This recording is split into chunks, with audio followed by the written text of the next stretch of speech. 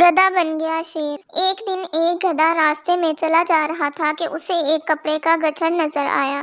اس نے جب یہ گٹھر کھولا تو حیران رہ گیا، اس میں شیر کی کھال پڑی ہوئی تھی۔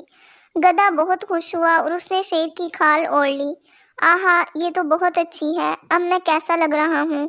یہ دیکھنے کے لیے گدھے نے قریبی تالاب میں جا کر اپنا عکس دیکھا۔ اب میں شیر بن گیا ہوں، اب میں ان سب کو مزہ چکھاؤں گا جو میرا مذاق اڑاتے تھے۔ گدھا بھاری قدموں سے جنگل میں داخل ہوا۔ پہلا جانور جس نے شیر یعنی گدھے کو دیکھا وہ تھا ہرن۔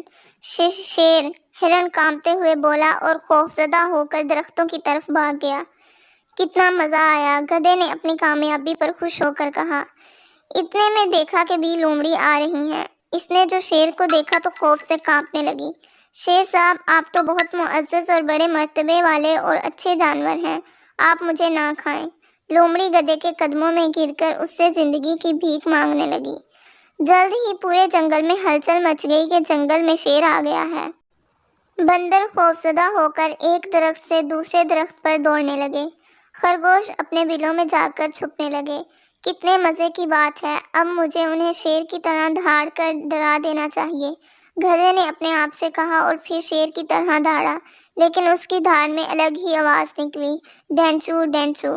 سب جانوروں نے یہ آواز سنی اور باہر آ گئے۔ انہیں گدھے کی اصلیت جاننے میں دیر نہ لگی کہ یہ دراصل گدھا ہے جو شیر کی کھال میں آ گیا ہے۔ سب جانوروں نے آ کر گدھے کی وہ درگت بنائی کہ مت پوچھیں اس کا کیا حال ہوا۔ اس کے بعد گدھے نے توبہ کر لی کہ اب جنگل کے جانوروں کو تنگ نہیں کروں گا۔ اس کہانی سے ہمیں یہ سبق ملتا ہے کہ بیوقوف جیسا بھی بھیس پہنے، اس کے بولنے سے ہی اس کی بیوقوفی کا پتہ چل جاتا ہے۔